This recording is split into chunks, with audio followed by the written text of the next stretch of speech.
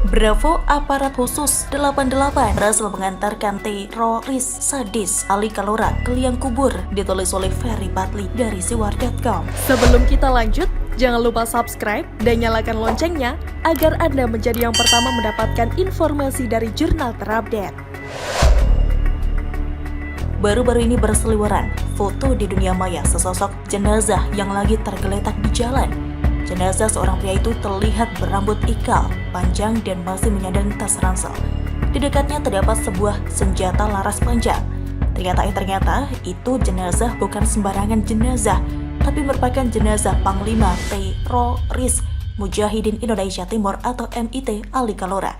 Diketahui saat ini bersama anggota MIT lainnya sering beraksi melakukan pengacauan di Poso, Sulawesi Tengah. Hingga ia dan rekannya disergap oleh aparat khusus 88 di wilayah Kabupaten Parigi Motong 19 September. Yang penyergapan itu sekaligus membuatnya menghembuskan nafas terakhir. Lantas masa hidupnya, apa saja tindakan sadis yang dilakukan oleh si Ali ini? Pertama, ia kerap menyerang aparat di Poso. Kedua, menurut mantan Danjen Kopassus, Inyoman Kantiasa, Ali ini beserta anak buahnya cukup sadis terhadap warga sipil. Ia tidak segan mengancam, menyandra, bahkan menghabisi masyarakat Poso. Salah seorang yang pernah menjadi korban adalah petani di desa Sangginora, Kecamatan Poso Pesisir Selatan, Agus Palomba. Mereka dengan tega menghabisi Agus dengan tujuan untuk mengambil barang-barang berharga miliknya, seperti jam tangan dan ponsel. Jadi dengan kata lain, mereka melakukan aksi tersebut kepada masyarakat dalam rangka untuk mengumpulkan logistik dan mencari makan. Berhubung Ali ini merupakan warga setempat yang kerap dijadikan kompas atau petunjuk jalan di pegunungan dan hutan oleh pengacau lain, dan anggotanya juga sedikit, yakni 10 orang termasuk Ali sendiri. Namun mereka memiliki skill bertahan hidup di hutan di atas rata-rata dan mendapat dukungan logistik dari simpatisan yang bermukim di bawah pegunungan Poso. Jadi untuk menaklukkan mereka memang butuh strategi khusus dan ekstra kerja keras. Tapi aparat khusus 88 juga bukan satuan kaleng-kaleng Ferguson. Untuk menjadi anggotanya, tidak sembarangan orang harus melewati proses seleksi yang ketat. Di samping itu, satuan khusus yang juga disebut pasukan burung hantu ini dilatih secara profesional untuk menangani semua jenis teror. Baik di hutan maupun di kota, mereka sudah punya keahlian untuk mengatasi itu semua. Terbukti kok, beberapa pengacau di tanah air meninggal dunia dihajar oleh aparat khusus 88 ini. Seperti DR Azahari yang merupakan otak berbagai aksi yang terjadi di tanah air, diantaranya aksi di Bali, dibebas tugaskan dari dunia pada tahun 2005 silam oleh aparat khusus 88. Kemudian teman DR Azahari yang juga dikenal sebagai otak atas serentetan serangan di Indonesia, Nurdin M. Top yang juga meninggal dunia di tangan aparat khusus 88. Dan masih banyak lagi pengacau lainnya yang ditangkap ataupun meregang nyawa saat baku tembak dengan aparat khusus 88. Lantas apa tanggapan netizen terkait meninggalnya Ali Kalora ini? Jangan beri ruang, jangan beri oksigen, cukup satu, tepat di dahinya. Bagi kalian yang sudah tidak sesuai hidup di Indonesia, lebih baik angkat koper daripada angkat senjata. Garansi bakal meninggal mengenaskan. Tweet pemilik akun Twitter @bambang77197468. Innalillahi wa inna ilaihi roji'un. Alhamdulillah, ujar pemilik akun Twitter @d_fauzi. Sebenarnya penangkapan dan penghabisan terhadap pengacau ini bisa dibilang penting untuk dilakukan. Daripada mereka menghabisi banyak orang dengan dalih kepercayaan mengatasnamakan agama, lebih baik mereka yang meninggal dunia. Mereka sungguh keterlaluan, warga sipil, gak bersalah kok dihabisi dan dirampas hartanya demi untuk konon katanya berjihad. Itu jelas suatu kepercayaan yang menyesatkan. Namun di samping itu ada juga hal yang lebih penting lagi, yakni melakukan pencegahan orang menjadi pengacau.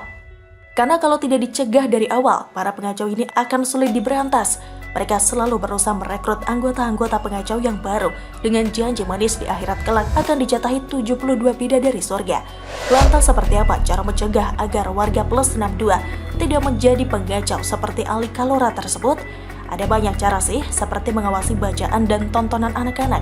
Karena menurut pakar psikologi forensik Reza Indragiri, anak muda bisa saja menjadi pengacau hanya lewat internet.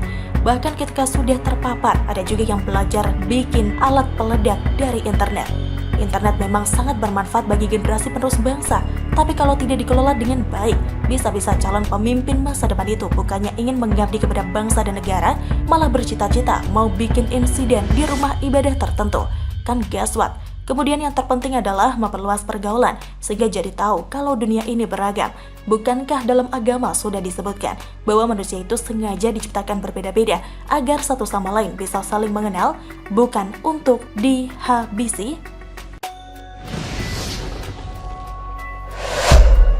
Rocky Gerung disomasi Sentul City, Denny Siregar. Kenapa Jokowi yang disalahkan? Dikutip dari berbagai sumber. Sebelum kita lanjut, jangan lupa subscribe dan nyalakan loncengnya agar Anda menjadi yang pertama mendapatkan informasi dari jurnal terupdate. Pegiat media sosial Denny Siregar kembali menyoroti sengkarut lahan Rocky Gerung dengan PT Sentul City Tbk. Dirinya merasa heran atas kasus tersebut. Presiden Jokowi dikaitkan. Padahal, kata Denny Siregar, Rocky Gerung telah ditipu oleh makelar tanah yang berstatus dari narapidana atau napi tanah. Hal ini tentunya tidak masuk akal ketika permasalahan dengan Sentul City, kenapa Presiden Jokowi juga turut dibawa-bawa. Ungkapan Denny Siregar itu lewat cuitannya di Twitter pada Kamis 16 September 2021. Denny mengaku dia habis pikir dengan Rocky Gerung yang ditipu napi makelar tanah.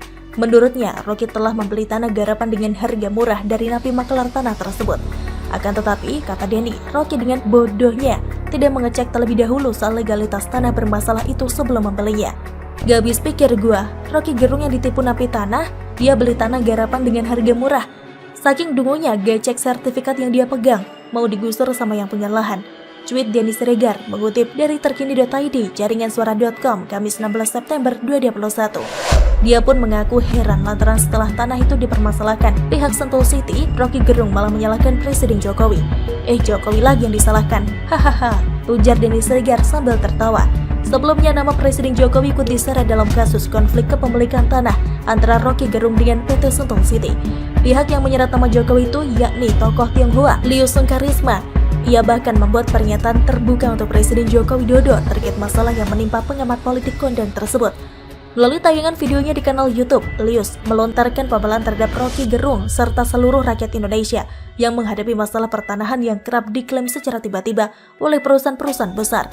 Lius mengatakan kasus Rocky Gerung dan Sentul City sebenarnya sudah banyak dialami oleh rakyat-rakyat kecil.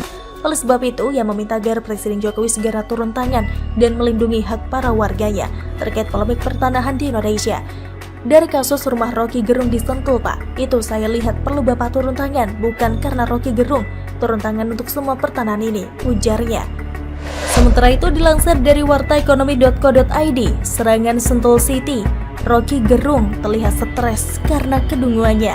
Sebagaimana diketahui, sengketa lahan terjadi antara Rocky Gerung dengan PT Sentul City di Desa Bojongkoneng, Babakan Madang, Kabupaten Bogor. Kasus tersebut kini menjadi perhatian publik di tanah air. Praktisi properti yang juga warga Sentul City, Eka Gumilar mengaku sudah melakukan investigasi ke Desa Bojongkoneng yang mewawancarai tokoh pemuda dan warga setempat soal sengketa lahan Rocky Gerung. Dari penjelasan warga, lanjut Eka, diketahui bahwa massa yang melakukan aksi demo mendukung Rocky Gerung bukanlah warga Bojongkoneng. Rocky Gerung sendiri sehari-hari dianggap kurang bergaul dengan warga sekitar. Mereka hanya pemilik lahan yang sehari-hari tinggal di luar Bojongkoneng dan bukan penduduk Bojongkoneng, kata Eka memberikan pengakuan warga Kamis 16 September 2021. Eka menyampaikan bahwa warga juga mengaku tidak diuntungkan oleh keberadaan pendemo yang ada di Bojongkoneng. Dia pun menilai Rocky Gerung telah melakukan pembohongan publik. Ini jelas sekali pembohongan publik. Rocky membawa-bawa nasib 6.000 orang. Kemudian yang berdemo bukanlah warga Bojongkoneng. Rocky terlihat stres karena kedunguannya bisa kena tipu beli tanah dari mafia kampung, kata Eka. Sebelumnya, pengamat politik sekaligus filsuf Rocky Gerung mengungkapkan bukan hanya dirinya yang disasar oleh PT Sentul City Tbk yang kini sedang melakukan eksekusi lahan yang berada di Desa Bojongkoneng, Kecamatan Babakan Madang, Kabupaten Bogor. Padahal ada sebanyak 90 KK atau 6.000 jiwa juga menjadi sasaran. Rocky mengatakan kasus penggusuran oleh PT Sentul City bukan hanya menyangkut kediamannya, melainkan menyangkut rumah masyarakat Bojongkoneng. Sebaliknya, Rocky menduga penguasa ingin memframing kasusnya hanya kepada dirinya. Bagaimana menurut Anda? Silakan tulis komen Anda di kolom komentar. Jangan lupa untuk like, subscribe, dan share. Arkana pamit, sampai jumpa.